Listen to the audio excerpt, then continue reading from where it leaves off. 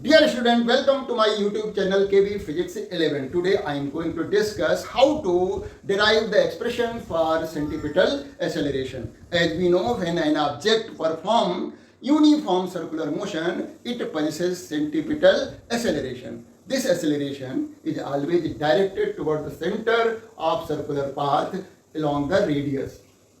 And there are two methods by which we can find the expression for centripetal acceleration. So one by one I will discuss both the method. So remain on the video till the ends.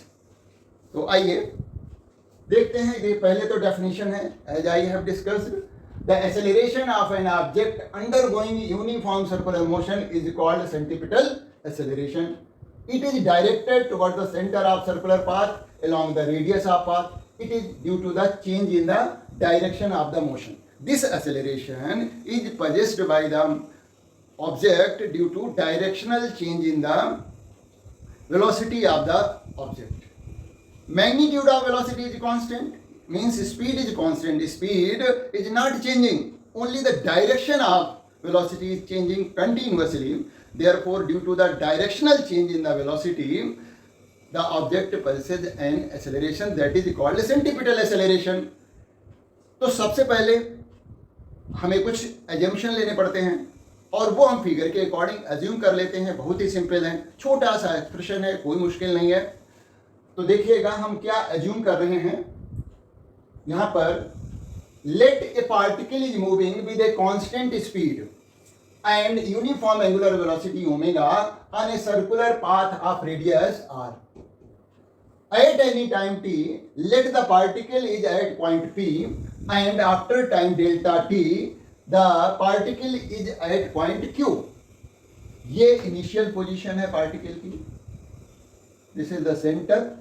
After a small time interval, it reaches to point q.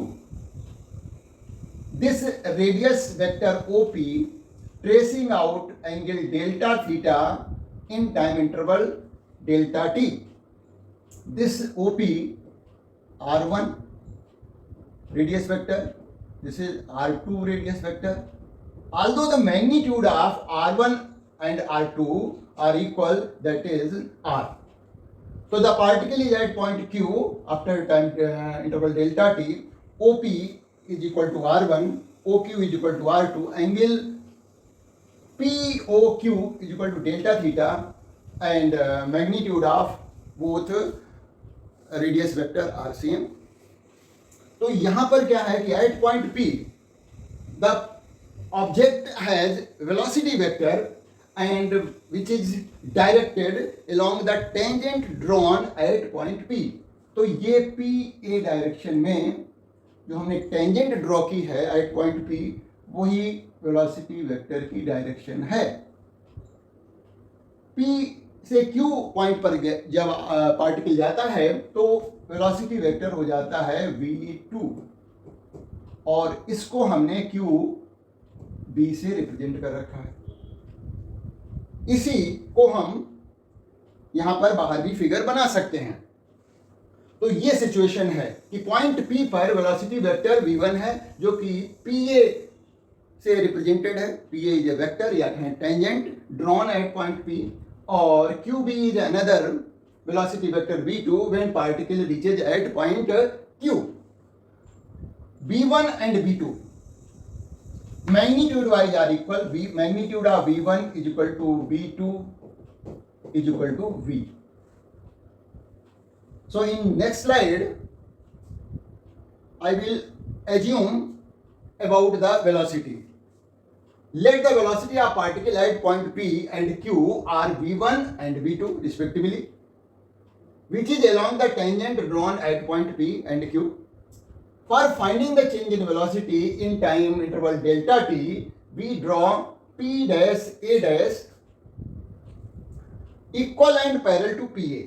देखिए यहाँ पर समझिए, ये हमारा initial velocity vector जो था P point पर वो था PA और फिर ये हो गया QB. तो PA रिप्रेजेंट कर रहा है V1 को और QB रिप्रेजेंट कर रहा है V2 को. ये डेल्टा थीटा था.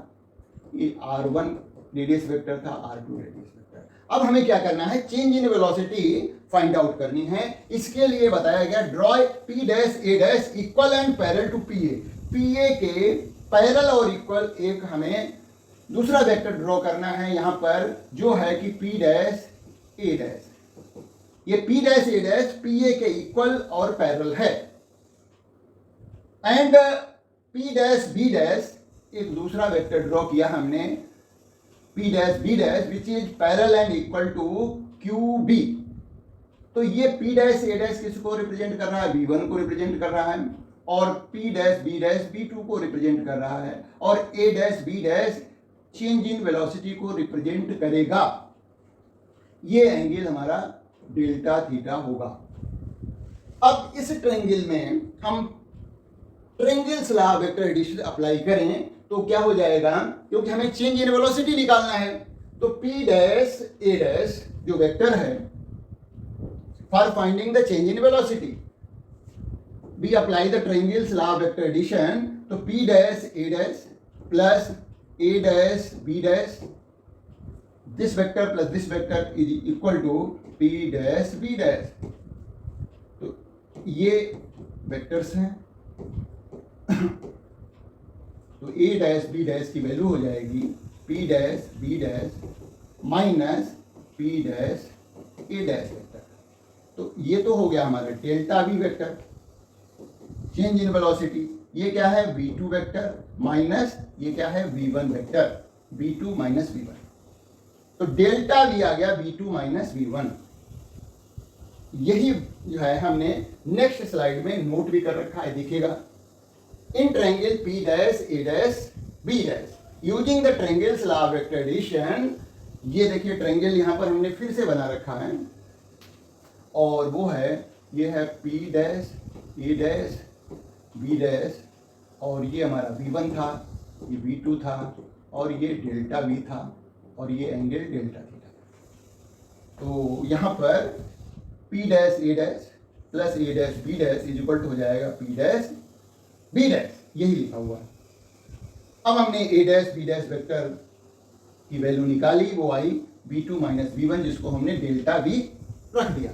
अब हमें फर्स्ट मेथड के अकॉर्डिंग चलना है, और यहां पर देखिए इस ट्रायंगल में डेल्टा थीटा क्या, delta theta is small, therefore this small angle can be represented in the ratio of the sides of the triangle, और वो हम ले रहे हैं डेल्टा v अपान v1। हालांकि v1 और v2 के जो मैग्नीट्यूड्स हैं वो इक्वल हैं, because object is performing uniform circular motion. तो magnitude of v1 is equal to magnitude of v2 is equal to v। उसी तरह से हमने डेल्टा v वेक्टर का मैग्नीट्यूड हमने डेल्टा v लिख दिया है। तो यहाँ पर delta theta is equal to हो जाएगा a dash b dash upon p dash a dash. तो इसका मैग्नीट्यूड ले लिया delta v magnitude upon p dash a dash, हालांकि v1 है तो v1 का मैग्नीट्यूड भी तो v ही है, तो ये हमने इसका मैग्नीट्यूड ले लिया है। मैग्नीट्यूड के टर्म्स में delta theta is equal to हो गया डेल्टा v अपान v। अब हम क्या करेंगे, we will divide this expression by delta T both side. On dividing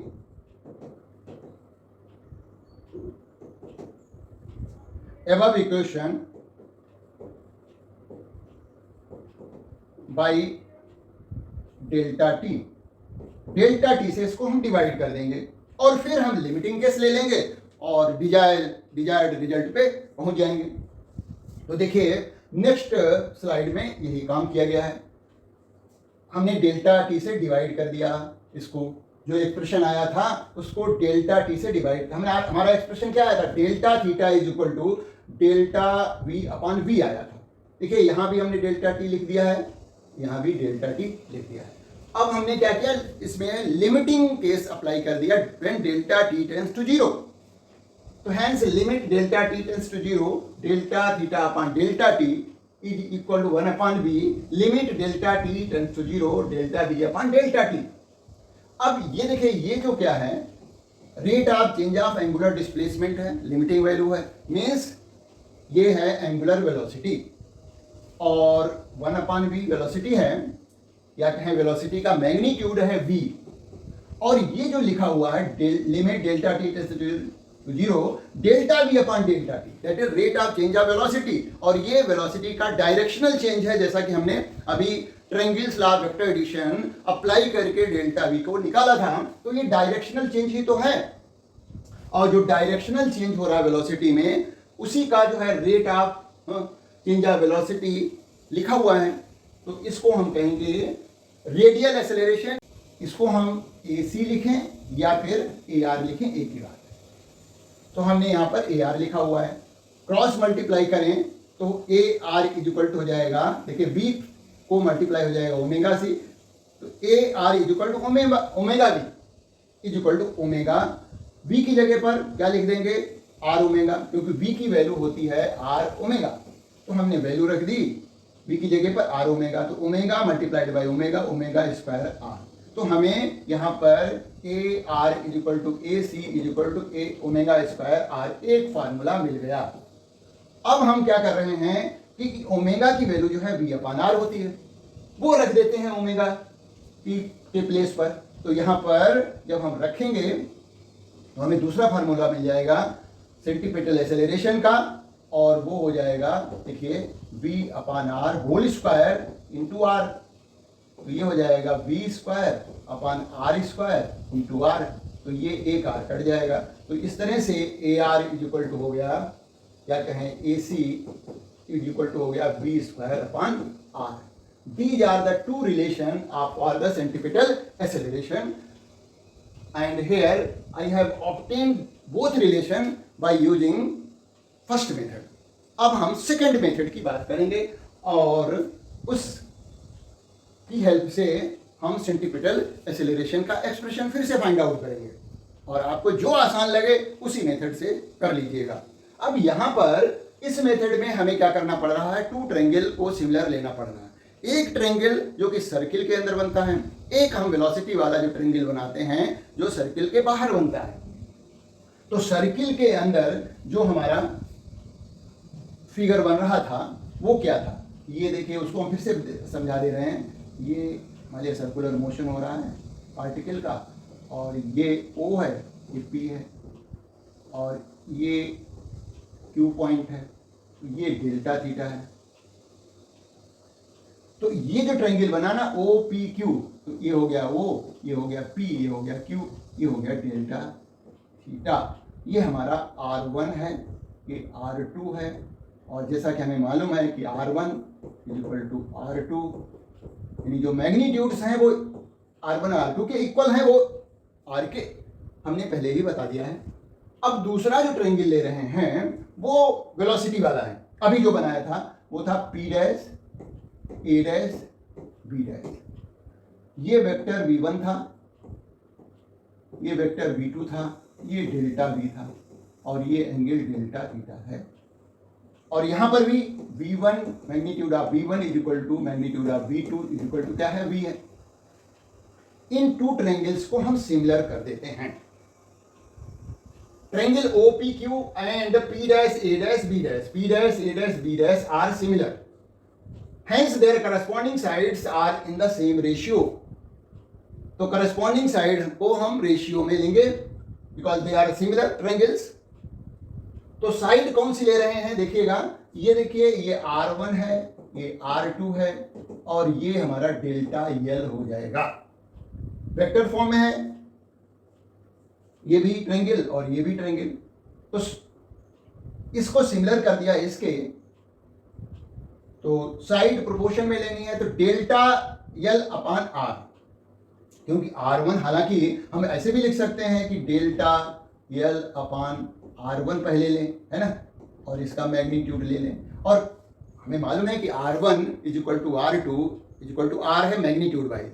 तो इस तरह से हमने डेल्टा R अपान R लिया, और इस ट्रायंगल में करस्पॉन्डिंग साइड डेल्टा V अपान B, दोनों तरफ हमने नॉन वेक्टर फॉर्म में मैग्नीट्यूड्स का रेशियो लिया हुआ है साइड्स।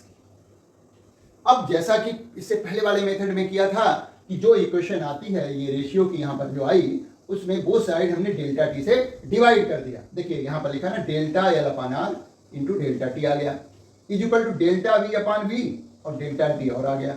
मतलब both side we are dividing here by delta T. उसके बाद हम लिमिटिंग केस ले लेते हैं, तो 1/r तो बाहर आ जाएगा, limit delta T tends to 0 delta L upon delta T is equal to 1/v, limit delta T tends to 0 delta V upon delta T. अब देखिएगा r तो डिनोमिनेटर में रहेगा, ये क्या है, linear displacement upon time taken की limiting value है, यानी rate of change of linear displacement that is the velocity, ये हो गई वेलोसिटी। अब यहां पर देखिए limit delta T tends to 0 rate of change of velocity है, यहां पर भी वही डायरेक्शनल चेंज ऑफ वेलोसिटी है, तो इसको हम सेंट्रीपिटल एक्सेलरेशन लिखें या रेडियल एक्सेलरेशन लिखें, किसको, इसको, तो इसकी जगह पर हमने AC लिख दिया 1/v तो रहा ही, तो क्रॉस मल्टीप्लाई करेंगे तो b से b को मल्टीप्लाई हो जाएगा v स्क्वायर, और इसकी मल्टीप्लाई होगी तो AC की वैल्यू आ जाएगी b स्क्वायर बाई r, एक फार्मूला निकल गया। जब हम v की जगह पर r ओमेगा रख देंगे, यहां पर v की जगह क्या रख दिया, r ओमेगा, तो हमारा दूसरा सेंटीपिटल एक्सेलरेशन का फार्मूला आ जाएगा AC इज इक्वल टू हो जाएगा ओमेगा स्क्वायर बाई r, क्योंकि देखिएगा यहां पर क्या है कि AC इज इक्वल टू है, इसकी यहां पर लिख दिया क्या, r omega, v is equal to r omega, यानी r ओमेगा होल स्क्वायर, ठीक है। अब यहां पर इसको सॉल्व करेंगे तो ये हो जाएगा r square omega square upon r, ये कट जाएगा ये, तो AC इज इक्वल टू हो जाएगा ओमेगा स्क्वायर r, ये दूसरा फार्मूला निकल जाता है। This is the second method, आपको जो अच्छा लगे मेथड उससे सॉल्व कर लीजिए। थोड़े शुरू में हमें अपनी तरफ से अजम्पशन लिखने पड़ेंगे कि let the object is moving along the circular path of radius r with constant velocity v, constant speed लिखें तो ज़्यादा बेटर रहेगा, क्योंकि यहाँ पर स्पीड कांस्टेंट है, means magnitude of velocity is constant and angular velocity omega. और बता दें कि फिगर को माइंड में रखते हुए कि P पॉइंट पर वेलोसिटी क्या है, Q पॉइंट पे पहुंचा तो वेलोसिटी क्या है, एक्सेट्रा एंड एक्सेट्रा, और उसके बाद you can use any method that I have discussed. अब थोड़ी सी बात करेंगे हम नॉन यूनिफॉर्म सर्कुलर मोशन की। देखिएगा नॉन यूनिफॉर्म सर्कुलर मोशन, जैसा कि यूनिफॉर्म सर्कुलर मोशन में क्या होता है कि स्पीड कांस्टेंट रहती है, मींस वेलोसिटी का मैग्नीट्यूड कांस्टेंट रहता है, यहाँ वो कांस्टेंट नहीं रहता, बस इतना सा डिफरेंस है, बाकी तो मोशन तो सर्कुलर पाथ पे ही हो रहा है। इस केस में जो वेलोसिटी का मैग्नीट्यूड भी चेंज होगा, डायरेक्शनल चेंज तो है ही, तो डायरेक्शनल चेंज होने की वजह से पार्टिकल में क्या होगा, सेंटीपिटल एक्सेलरेशन होगा, और जो वेलोसिटी उसकी लीनियर वेलोसिटी है जो अलोंग द टेंजेंट्स है उसमें भी चेंज हो रहा है, तो due to that object will have tangential acceleration, means in the non uniform circular motion object will possesses two type of acceleration. One is centripetal acceleration, which is directed toward the center along the radius of the circular path. Another acceleration is along the tangent drawn at any point on the circular path, वो है tangential acceleration.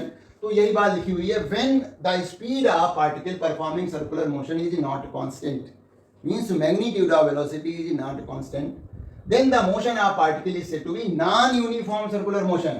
In non-uniform circular motion, particle has radial या कहें centripetal and tangential component of acceleration. The particle has both acceleration, centripetal acceleration as well as tangential acceleration. इनमें क्या relation है, कैसे हम net acceleration पता करेंगे, उसके लिए बहुत सिंपल फार्मूला है, because tangential acceleration and centripetal acceleration are perpendicular to each other. देखिए यहां पर बिल्कुल क्लियर हो जाएगा, ये सर्कुलर पाथ हमने बना रखा है, ये सेंटर हो गया, सेंटर की तरफ जो डायरेक्टेड एक्सेलरेशन है उसको हम AR लिखें या AC लिखें, ये हो गया, ये पॉइंट हमारा P है सपोज, जो टेंजेंट के अलोंग एक्सेलरेशन है इसको हम AT लिखेंगे, AC और AT का जो रिजल्टेंट है वो A है, this is the net acceleration. तो ये हम ऑलरेडी फार्मूला डिराइव कर चुके हैं, रेडियल एक्सेलरेशन या इसी को हम सेंटीपिटल एक्सेलरेशन कहते हैं, don't be confused, centripetal acceleration. AR is equal to AC is equal to V square by R या कहें ओमेगा स्क्वायर बाई R, और टेंजेंशियल एक्सेलरेशन का फार्मूला हम पहले ही सर्कुलर मोशन में डिस्कस कर चुके हैं। ये है relation between angular acceleration alpha और टेंजेंशियल एक्सेलरेशन में। ये रेडियस है आर, तो tangential acceleration AT is equal to होता है alpha into R, angular acceleration into radius of the circular path. तो नेट एक्सेलरेशन पार्टिकल का क्या होगा, वो हो जाएगा जो है under root A R square plus A T square. ये जो हमारा बनेगा ये तो पाइथागोरस थ्योरम से, बिकॉज ए सी और A T are perpendicular to each other, therefore their resultant can be obtain by using this formula under root A R square plus A T square. बहुत ही simple है, कोई भी इस पे question आता है मान लिया, ऑल्दो केवल यूनिफॉर्म सर्कुलर मोशन सिलेबस में है, लेकिन हमें बहुत सिंपल सा कॉन्सेप्ट है, उसको याद रखना चाहिए, है ना। तो इस तरह से हम आसानी से अपना फार्मूला ड्राइव कर लेंगे सेंटीपिटल एक्सेलरेशन का। कोई भी मेथड जो आसान लगे उसको करिएगा।